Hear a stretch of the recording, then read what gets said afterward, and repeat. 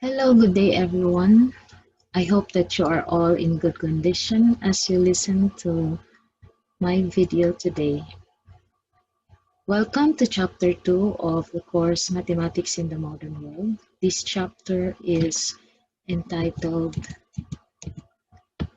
Mathematical Language and Symbol. In this chapter, we will be discussing about the importance of acquiring the knowledge of a certain language, the profound understanding of the set of vocabulary, the set of symbols, and the set of rules is a major contributor to the overall comprehension of a certain language and its content. The aim of this chapter is to widen students' understanding about mathematical language, thereby increasing their ability to comprehend fundamental mathematical concepts. This chapter is divided into two subtopics. The first part is on mathematical language, which will be delivered by yours truly, and the second part is on mathematical symbols, which will be delivered to you by a different instructor. But my part on mathematical language is further divided into two major sub-lessons: the nature and the components of a language, and the structure of mathematical language. And then at the end of these lessons, you will take an assessment, which is a short assessment, just to let us know whether you are learning something out of this topic. So to begin with, let's tackle the first lesson, which is the nature and components of a language. This subtopic has the objective of learners to be able to identify the essential components of a language and paraphrase or state in your own words the nature of mathematical language. But before we do that, before we proceed, may I invite you to perform activity number 1, which is entitled, How Do I? So in this activity, you are going to select only one from the 3 questions and answer in few minutes. There's no need to panic. This will not be graded, and this is just to tickle your minds. But I just hope that you will try your best and think really hard. Try to answer in your own minds. I will give you a few seconds to do that, and here are the 3 questions.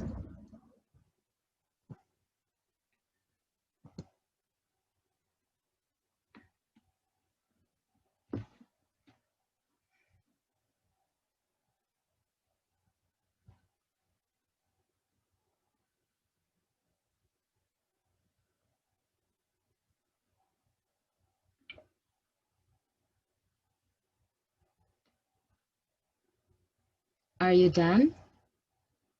Well, I hope that at least you tried to think hard and how to answer this. But really, what were your first thoughts after seeing the question? Of course, it was intentionally given in foreign language. The first one was in Arabic, the second in Greek, and the third was in French. Well, surely you know what and how to answer it if the questions were given in intelligible words, right? That is, if it were given in English, in Filipino, or in Bisaya.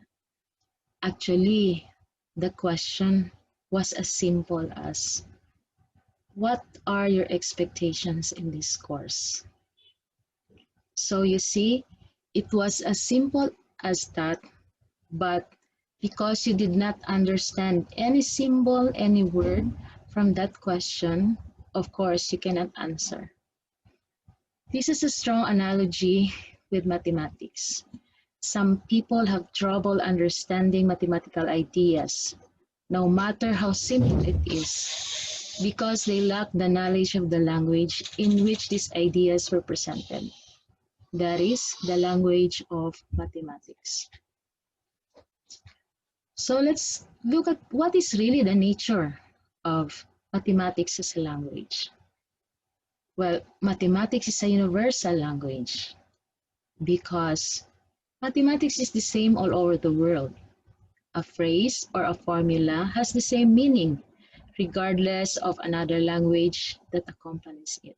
For example, if you say 2 plus 2 will always be 2 plus 2 wherever you are.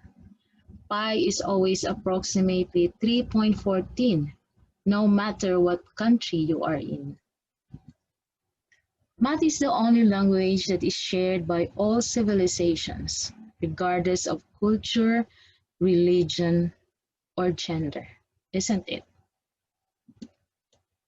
And also, because mathematics is anything which studies the interaction between quantities, variables, structures, and change.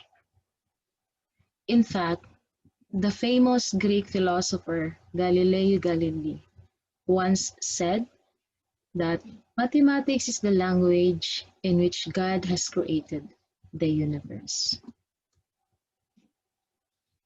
Language for any kind, language of any kind, has its own vocabulary, set grammar, set of rules, range of meanings, and a community of people using it.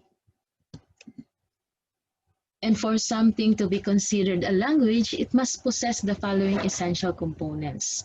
So it has to have a vocabulary of words and symbols, just like the English language. And then, for each of these words and symbols, there has a meaning. There has to have a meaning attached to it. And then, in order to communicate meaningfully, there has to be some rules that you follow. There has to be an outlined rules to follow on how to combine these words and symbols. Lastly, there has to be a group of people or community who understands it and uses it. Let us examine if mathematics possess all of the four essential elements or components that I discussed earlier. Well, first is we said that a language has to have a vocabulary of words and symbols. Mathematics form its symbols and expressions using different alphabets. Like we use English, Greek, or Roman. We use Arabic numerals for counting, and then if we combine these Arabic numerals to form something like this, then it's called a fraction. We usually use variables as a lowercase in the English alphabet. And then expressions as a combination of numbers in letters. And then we also encounter figures like circle, triangle, any polygon, a matrix, and so many others. Also, we have this symbol which represents a definite concept in mathematics. It's called infinity. We also have pi, which is the constant number approximately equal to 3.14, and it is represented by this symbol. And then we use imaginary numbers. We use the symbols I and negative I. Speed of light, we represent it by c. Secondly, we said that a language has to have meaning attached to every words or symbols that we use. Well, if in mathematics, if we see a formula like this, this is actually the famous formula, which means that the energy is measured as mass multiplied by the square of the speed of light. Well, this represents a real-world phenomenon. Sometimes models or formulas represent abstract concepts. And of course, if we see something like this, then we could understand that this represents an area of a circle which depends on the length of the radius, and so on. And then thirdly, we said that a language is to have a set of rules on how to combine words and symbols in order to meaningfully create words, phrases, or sentences. While in mathematics, we are taught that we read the formula from left to right, just like what we did in E equals mc squared. And then we use Greek alphabet to represent parameters. For example, lambda to represent a wavelength, and rho to represent density.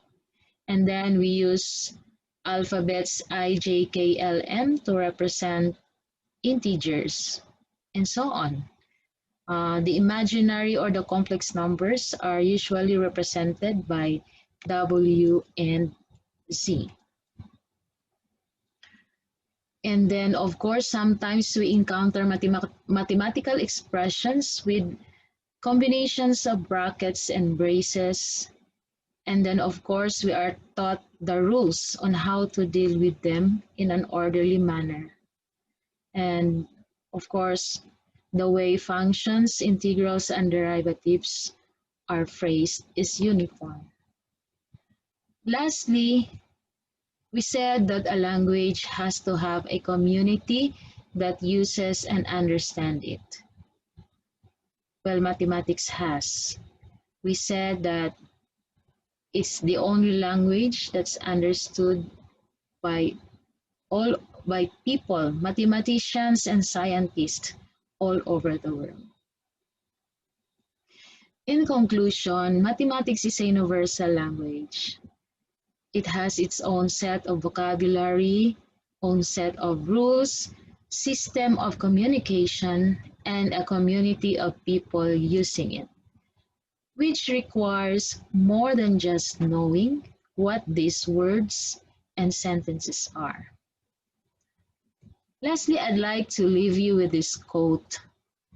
One should not aim at the impossible to understand, but at being impossible to misunderstand. That's all for this lesson, guys. I hope that you enjoyed our meeting today. See you on my next video. Thank you and have a nice day.